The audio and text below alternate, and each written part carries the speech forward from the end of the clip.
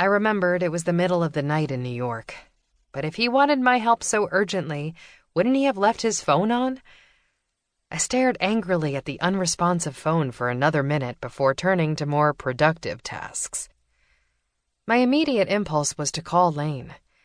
He was the person I could turn to talk through things like this. I was capable of solving problems on my own, but I thought more clearly with him at my side.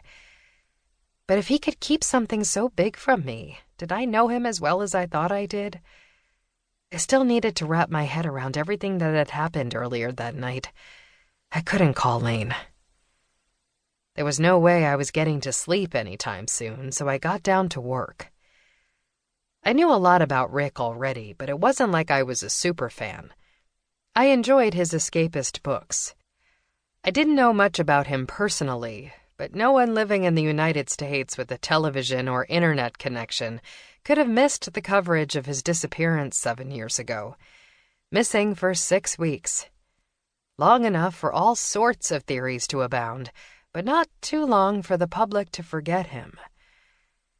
No passport activity was found, at least none recorded at the time, though the police later found a visa stamp from China in his passport. No credit cards used. No turning up on surveillance cameras. His brother Vincent, who was also his business manager, had been frantic, but commentators had been skeptical that his motives were purely from brotherly love. Vincent lived a lavish lifestyle courtesy of his brother's success. Born Ricardo Coronado in the Bronx, New York, 49 years ago, Rick was a hopeless student as a child. His teacher's notes to his parents indicated he was smart but far too easily distracted. That changed when he was accepted into a high school for the arts. He wrote his first novel at 17. This was before the internet. That, he said in many interviews, is what saved him from himself because he wasn't able to publish it himself. To this day, he hadn't resurrected the self-declared Drek. That Drek was rejected by publishers, but was good enough to land him an agent. His first Gabriella Glass novel, Heart of Glass, set in New York and Mexico, was published when he was 20 years old. I looked up from my laptop to the world map that covered the wall above my mini living room.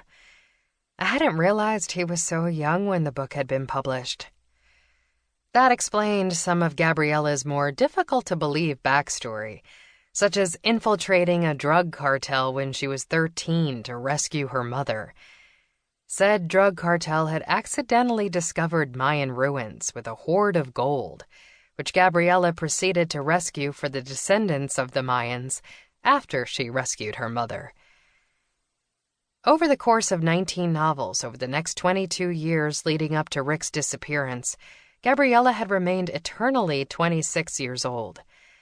Whatever he was working on at the time would have been his 20th novel.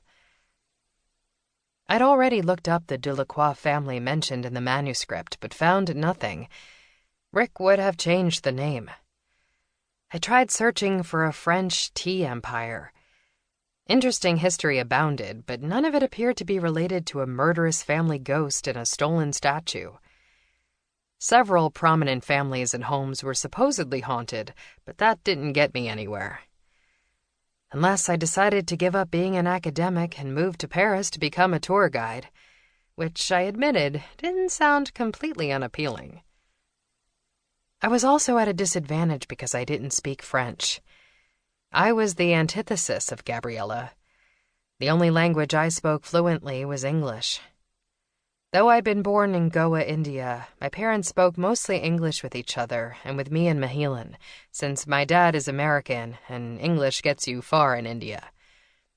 When I was little, I used to speak a smattering of local languages well enough to communicate with people.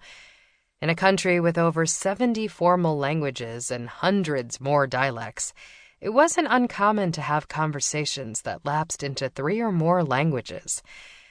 But since we left India when I was 8, I'd forgotten most of them. I spoke enough Hindi to help with my dissertation research, but studying the British East India Company, most of my research was accessible in English. Research in French wouldn't work. Not unless I called my one French friend. But I wasn't going to bother Sebastian Renaud.